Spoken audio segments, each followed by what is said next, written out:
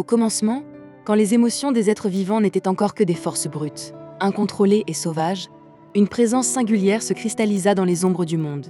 Née des cris étouffés, des frissons de peur et du souffle tremblant de ceux qui souffrent, cette présence prit forme et devint l'Oviatar, la dame du fouet, la déesse de la douleur. Là où d'autres dieux voyaient la souffrance comme une faiblesse, elle y percevait une puissance pure, un langage universel, un outil capable de plier les âmes, de révéler la vérité ou de briser les volontés les plus fortes. Elle marcha dans le monde avec la certitude froide que la douleur était une force fondamentale de l'existence, tout aussi essentielle que la vie ou la mort.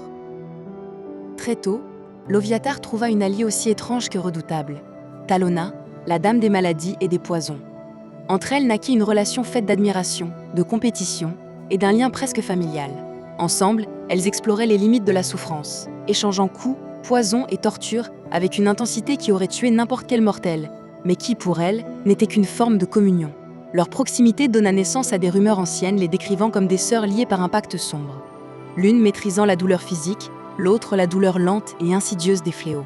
Cette relation marqua profondément l'Oviatar, lui enseignant que la souffrance avait 1000 visages et qu'elle pouvait se manifester aussi bien dans un fouet que dans une fièvre brûlante. Mais la déesse trouva aussi un autre pilier dans son ascension, Ben, le dieu de la tyrannie. Il vit en l'Oviatar une alliée idéale, une force capable de maintenir les mortels dans la soumission, non par la persuasion, mais par la douleur. L'Oviatar, fasciné par la domination implacable de Ben, se rapprocha de lui sans jamais renoncer à son indépendance. Entre eux régna une alliance froide mais solide, fondée sur une compréhension mutuelle. Lui dominait par la peur, elle par la souffrance. Leur lien façonna la manière dont son culte allait se développer, plus structuré, plus méthodique, presque militaire dans sa manière de punir et de briser. Cependant, même les dieux du mal connaissent des revers. Une époque obscure vit l'Oviatar affaibli, traquée par ceux qui voulaient éradiquer les divinités les plus cruelles du Panthéon. Chassée de son domaine, elle connut la souffrance que d'autres dieux lui infligèrent.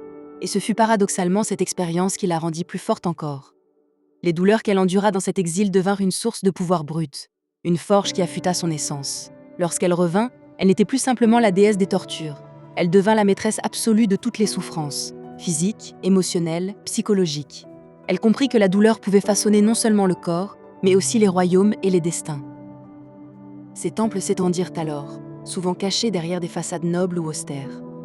On y voyait des prêtres et prêtresses vêtus de noir, portant fouets et instruments sacrés. Certains servaient comme exécuteurs royaux, d'autres comme interrogateurs, d'autres encore comme maîtres de discipline dans des ordres militaires. Pour eux, infliger la souffrance était une offrande. La recevoir était une preuve de dévotion. Car sous la main de l'Oviatar, la douleur cessait d'être un accident. Elle devenait une vocation, presque une philosophie. La déesse méprisait la cruauté chaotique et aveugle. Elle honorait la souffrance précise, contrôlée, appliquée avec intention. Avec le temps, l'Oviatar devint une ombre silencieuse derrière les menaces chuchotées dans les royaumes. Là où un tyran voulait briser une rébellion, son nom revenait. Là où un noble cherchait à maintenir l'ordre par la peur, elle trouvait un autel secret. Et dans les temps plus récents, son influence devint plus subtile encore. Elle n'avait pas besoin de dominer le monde ouvertement. Il lui suffisait que la promesse de la douleur existe, et cela suffisait pour modeler des nations. L'Oviatar, malgré sa nature implacable, reste une divinité respectée autant que redoutée. Pour certains, elle est la maîtresse de la volonté et de la discipline. Pour d'autres, une menace silencieuse toujours prête à frapper. Mais pour tous ceux qui connaissent son nom, elle demeure la vérité que beaucoup refusent d'accepter. La souffrance façonne l'existence, et ceux qui la comprennent détiennent un pouvoir que rien d'autre n'égale. Et tant qu'un cri résonnera quelque part dans les royaumes, l'Oviatar écoutera et sourira.